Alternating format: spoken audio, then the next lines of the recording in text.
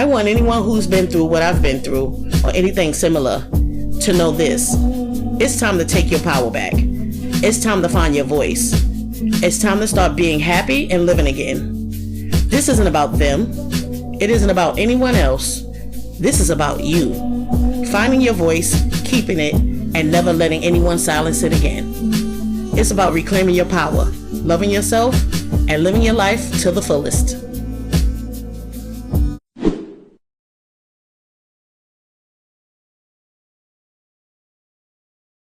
Hi, YouTube. I'm back. Welcome to my channel. My name is Indigo. Now, I do want to put out a little disclaimer. I'm new to this, and I'm also new to editing. So if you guys see a lot of like pauses, different things, it's because I'm trying to I'm trying to make sure that I uh you know make sure everything is told in the way that it happened. Because my mind is not like what it used to be. I am 47 years old. I have been through a lot of trauma. Yeah, so yeah. And I started perimenopause, but that's a whole nother subject. So welcome to my channel and thank you for being with me. If you have been through the first 7 videos, also, like I said, this is new, all new to me as far as doing my own videos and things like that. So yeah, the other ones are in portrait mode because I didn't know. So I hope you guys were able to get through it and it wasn't too uneasy on the eyes. And also, on a serious note, if you guys see me taking deep breaths, it's because through my therapy I learned that I do that when it comes to talking about tough situations, because of the trauma, because I'm reliving it. So that's what breath, the deep breaths are about. So also, so okay, so I want to start. I want to continue off where I left off. When I was talking about my mother-in-law. Well, I'm not gonna really talk about that too much. I'm just gonna say that yes, I didn't have a job. Although I was trying to get a job, I was trying to go to school. I did have jobs here and there, things like that. But for the most part, because I didn't know a lot, I came from somewhere where I wasn't taught a lot. So I thought the in-laws, my husband, they were the best thing since sliced pie. Um, yeah, and I thought she had my best interest at heart when she was claiming my kids on taxes and things like that. She really was just taking the money and giving me $400, which is crazy. But I digress on that situation.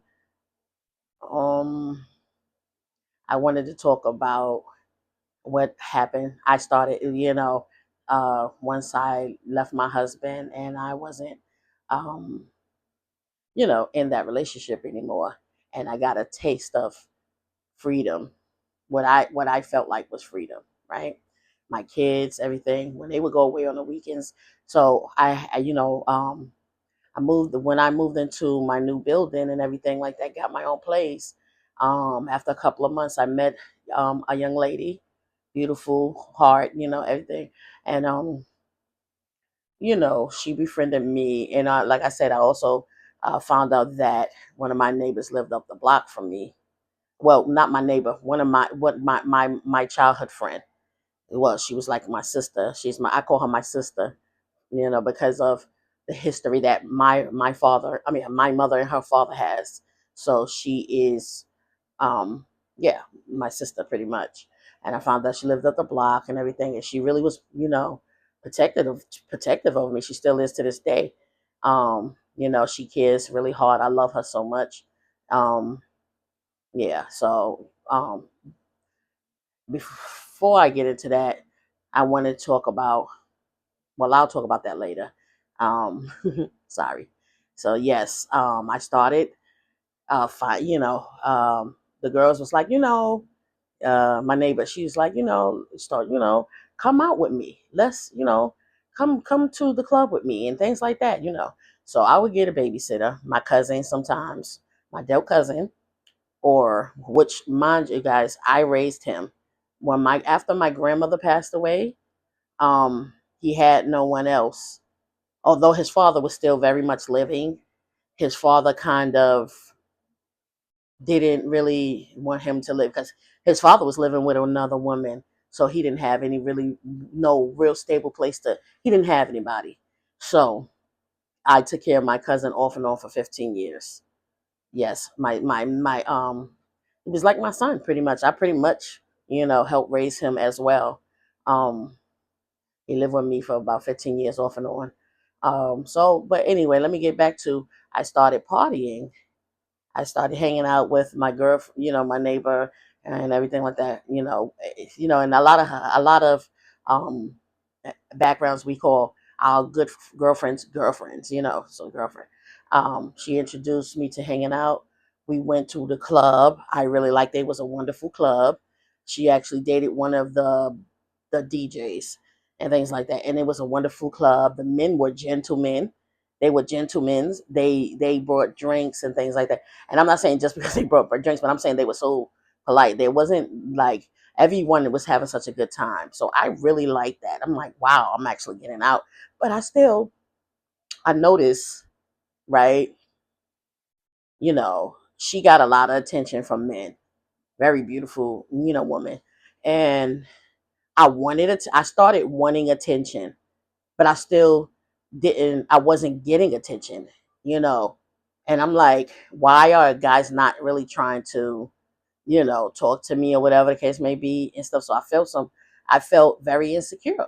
Excuse me.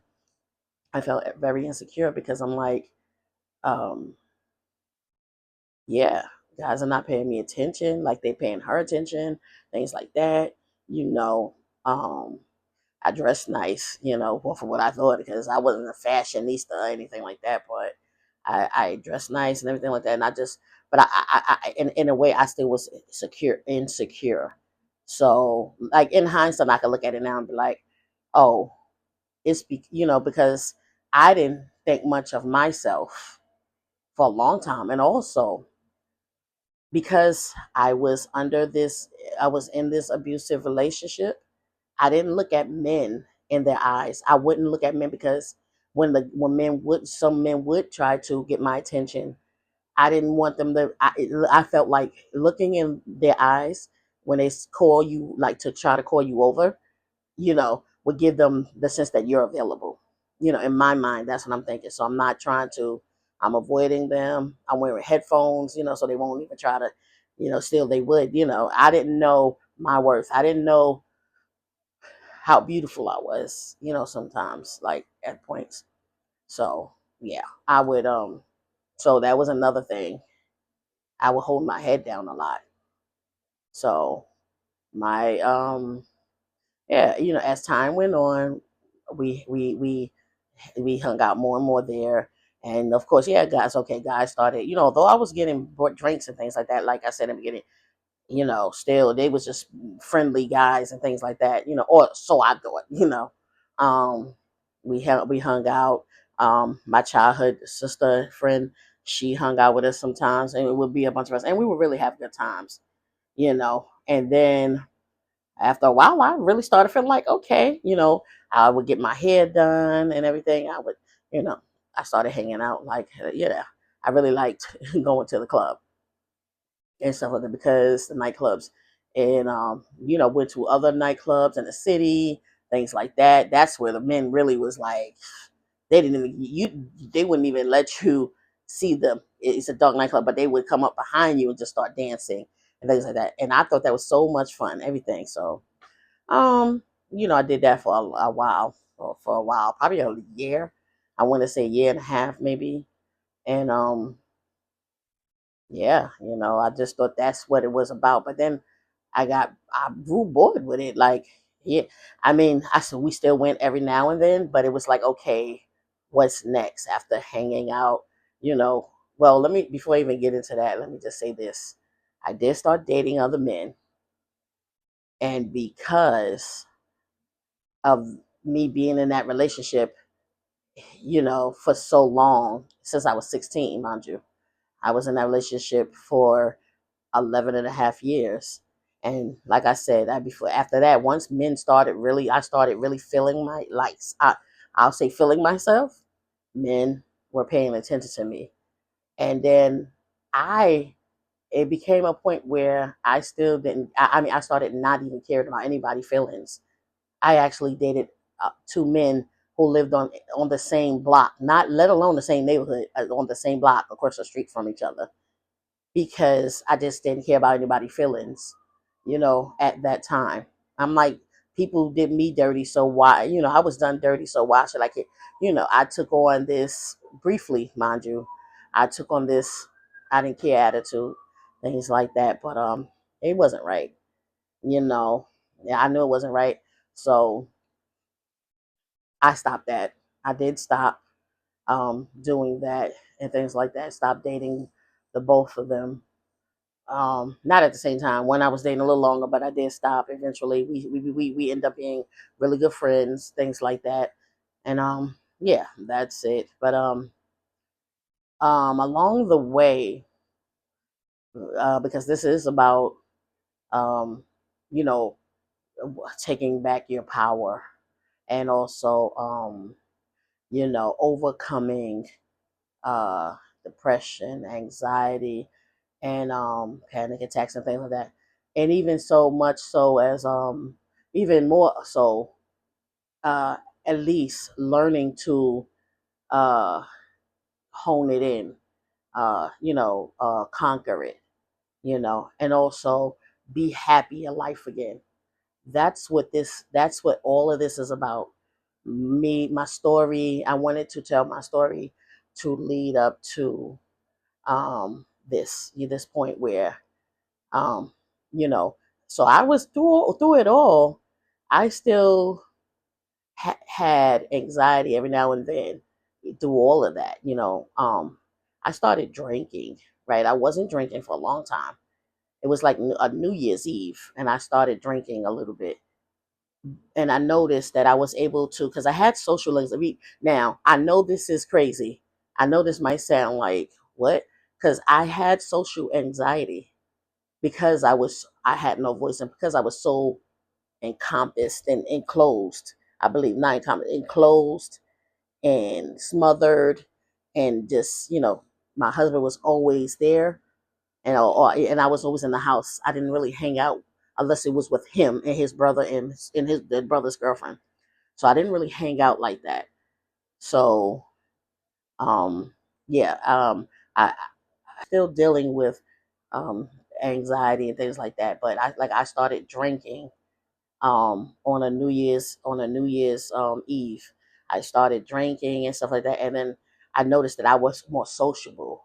I was able to be around people, be happy, because I was diagnosed with agoraphobia. So agoraphobia is like, basically, you have a social anxiety. You don't like being in crowds. You don't like being with people, around crowds of people. And I did it. Like, I would get nervous really bad and go into like kind of panic attacks and things, sweaty, and my breath would be labored and things like that. So, but yeah, once I started drinking, I know, I was like, okay, I could do this. I could be around people. I could be happy. I felt happy. So I would do that. And, I was invited to a New Year's Eve party in my building and things. And it was, was nice. And men, and everything was, yeah, trying to talk to me. And these are men that, saw me all the time. But of course, I was with my husband at the time. So they noticed that there was no more husband. So they was trying to, see if they can, date me. Um, but no. So, like I said, I would socialize.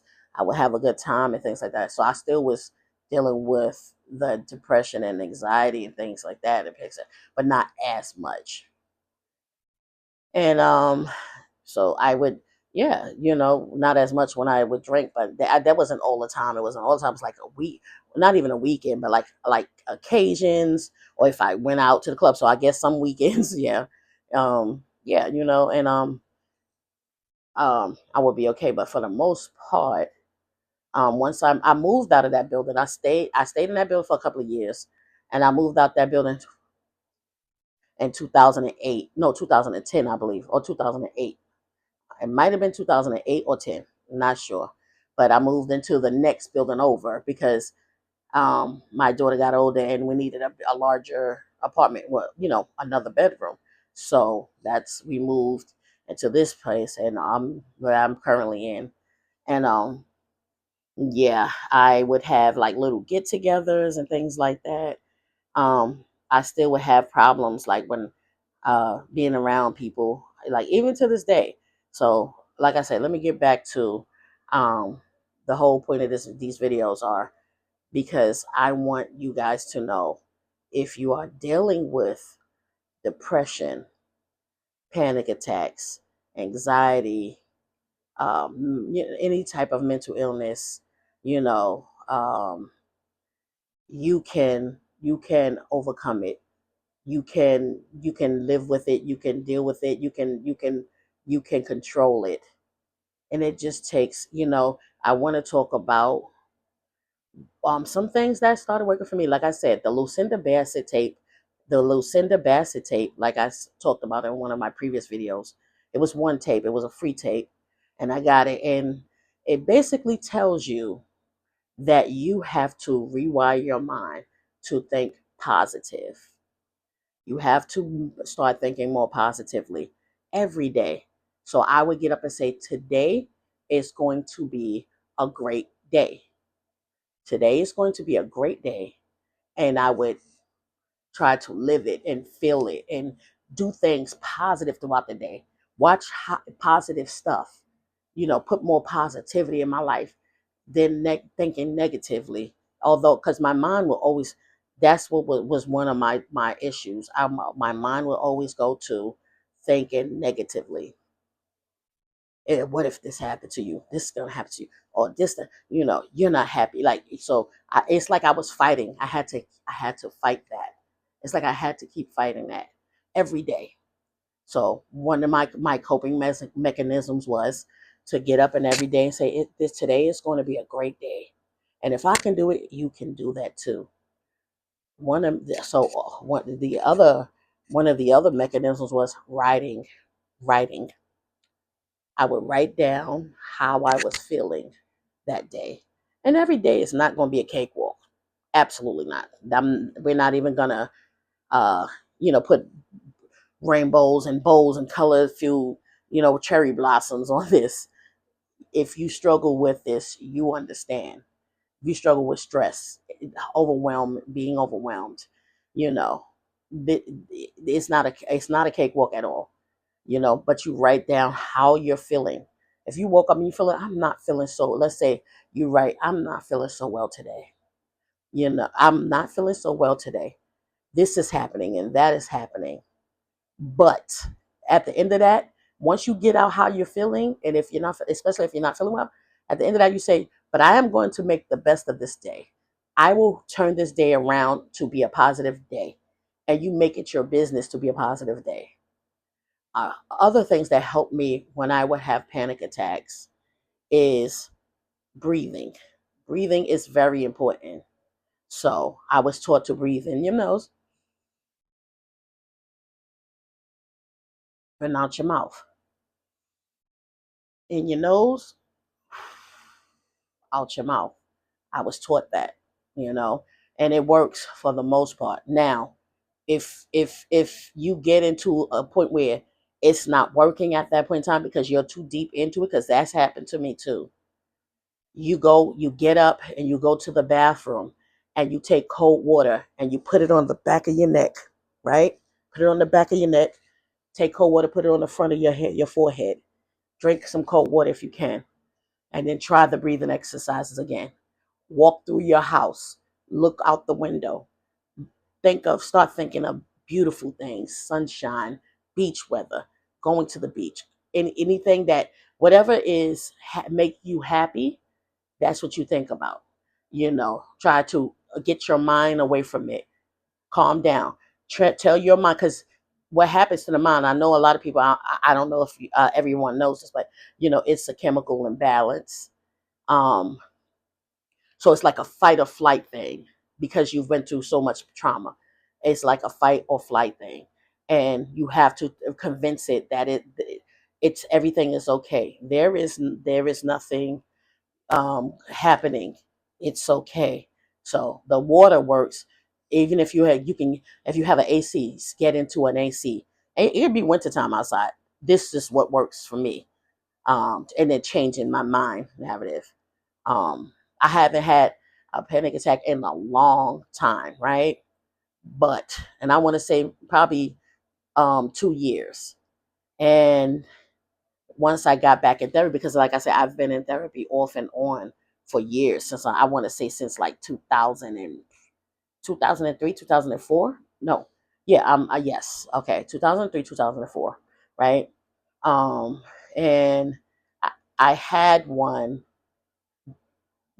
I want to say a month ago, a month and a half ago. It was a small one, but it still was significant because I'm just like, what is going on?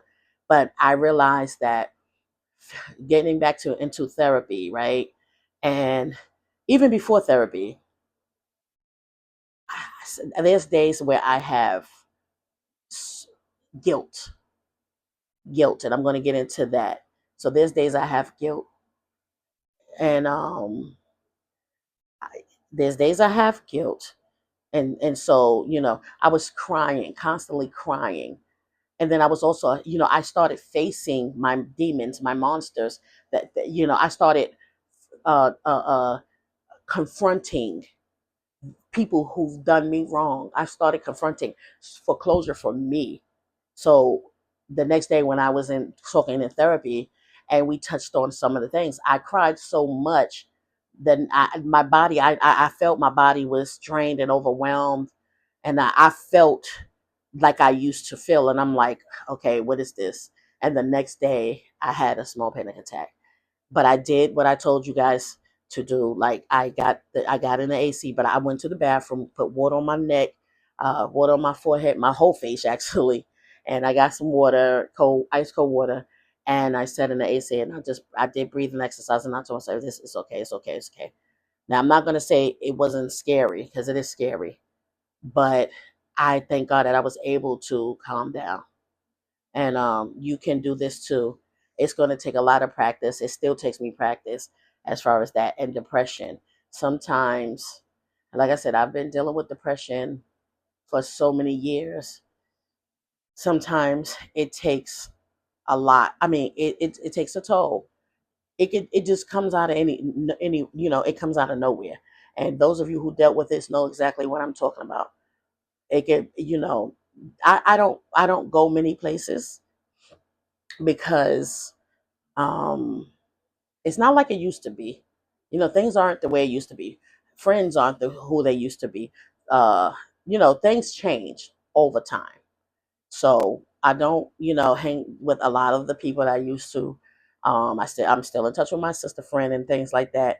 So I don't get to get out a lot because my focus is on a lot of different things. So much stuff has happened um because of depression, because of staying in the house a lot.